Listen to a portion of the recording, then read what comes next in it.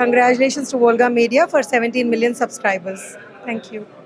Welcome to Volga news. నేను భానుశ్రీ. ప్రస్తుతం మనతో పాటు మాట్లాడేందుకు ప్రొడ్యూసర్ తమ్మారెడ్డి భరద్వాజ్ గారు ఉన్నారు. ఒకసారి వారితో మాట్లాడదాం. నమస్కారం సార్, ఎలా ఉన్నారు? అవును, మీరు చూసుకుంటే కనుక దిల్ రాజు గారి ఇంట్లో ఐటీ సోదాలు జరుగుతున్నటువంటి పరిస్థితి ఉంది ఈరోజు. ఏం చెప్తారా? అంటే దీంట్లో ఏమైనా రాజకీయ కోణం ఉందంటారా? అసలు ఏం జరుగుతుంది? రాజకీయం ఉంటుంది, ఐటీ రొటీనే కదా. ఐటీ రైట్స్ అనేది ఎవరు ఇంట్లో అవుతానే ఉంటాయి.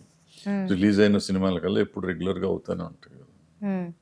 అట్లాగే ఇది అవుతుంది అంత. దీంట్లో ఇంకే కోణం లేదంటారా? ఏముంటుంది, ప్రతిదానికి మనం కోణాలు ఎత్తుక్కుంటుంటే ప్రతి కోణం కరెక్ట్ కాదేమో. కోణం ఏమి ఉండదు.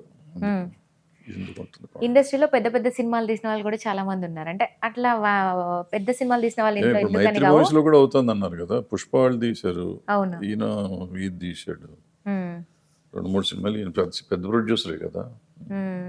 వీళ్ళకే ఎందుకని అవుతున్నాయి? రిలీజ్ అవ్వగానే వచ్చేటప్పుడు కొంచెం ఛాన్సెస్ ఉంటాయి అని చెప్పి ఆ టైంలో చేస్తారు. రిలీజ్ అయ్యే టైంలో ఈయన 3 సినిమాలు చేశాడు ఈ సంవత్సరం. ఈ నెలలో 3 పెద్ద సినిమాలు చేశారు. సో న్యాచురల్గా రెవెన్యూ వస్తుంది కదా, లెక్కలు దొరుకుతారేమో అని వస్తూ ఉంటారు వాళ్ళు. రొటీన్లోనే వచ్చేది అంత తప్ప ఏముండదు దాంట్లో. ఐటీ రైట్స్ లో ఒకరే పడకుండా ఉండడానికి ఏమైనా రాజకీయాలు చేస్తున్నారా అన్నట్టుగా. రాజకీయం వీళ్ళ మీద ఏం రాజకీయం, దిల్ రాజు మీద ఏం రాజకీయం ఉంటుంది? ఆయన పొలిటీషియన్ కాదు కదా. దాంతో వచ్చేది ఏం లేదు, పోయేది ఏం లేదు. ఇప్పుడు పెద్ద సినిమాలు కావచ్చు, చిన్న సినిమాల గురించి కావచ్చు, రేట్లు పెంచడం అనేది ఎంతవరకు కరెక్ట్ అంటారు? తప్పు. నేను మొదటి నుంచి చెప్తున్నాను కదా, రేట్లు పెంచడం అనేది బూత్ నా ఉద్దేశంలో. వాళ్ళకి అది మంచి అనుకుంటున్నారు, వాళ్ళు చేసుకుంటున్నారు. ప్రభుత్వాలు కూడా ఇస్తున్నాయి, మనం ఏం చేస్తాం మధ్యలో. నా వరకు నేనైతే అగైనెస్ట్ దట్.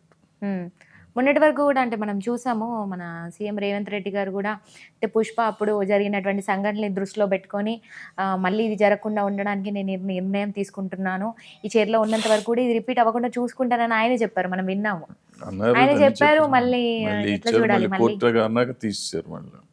అదే అంటే ప్రజల్లో ఇట్లా ఎలాంటి అభిప్రాయం వస్తుందంటారు? ఇట్లా చేయడం అనేది ఎట్లా చూడాలి?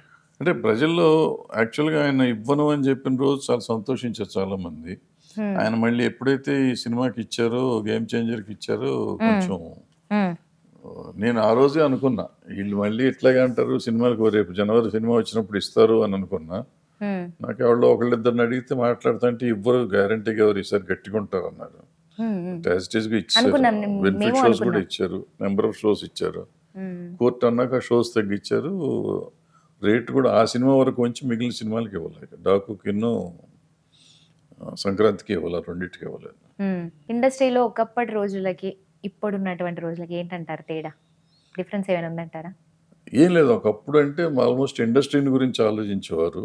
ఇండస్ట్రీ కానీ సినిమా ప్యాషన్ అది వేరు ఉండేది.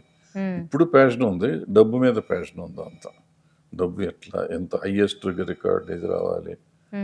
మనకేంటంటే పెర్ఫార్మెన్స్ని గురించి చూసేవాళ్ళు ఆ రోజుల్లో. ఆ సినిమాని ఎంజాయ్ చేసేవాళ్ళు యాక్టర్స్ కానీ, ప్రొడ్యూసర్లు కానీ, డైరెక్టర్లు కానీ. ఇవాళ ఏంటంటే ఆ నెంబర్ చూసి ఎంజాయ్ చేస్తున్నారు అంత. ఇంత కలెక్షన్స్ వచ్చింది ఎంత అన్నట్టుగా అదే తార్కాణం అయిపోయింది.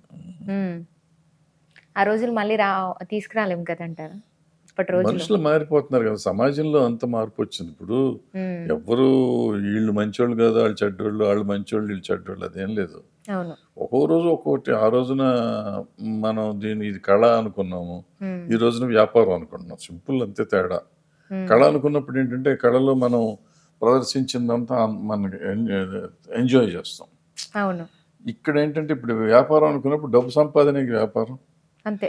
ఆ కళలో మనం ప్రదర్శించింది అనుకుని సంతోషించేవాళ్ళం, ఇవాళ డబ్బు సంపాదన చూసి సంతోషిస్తాం. సో డిఫరెన్స్ ఒకటే, అంతే అయిపోయింది.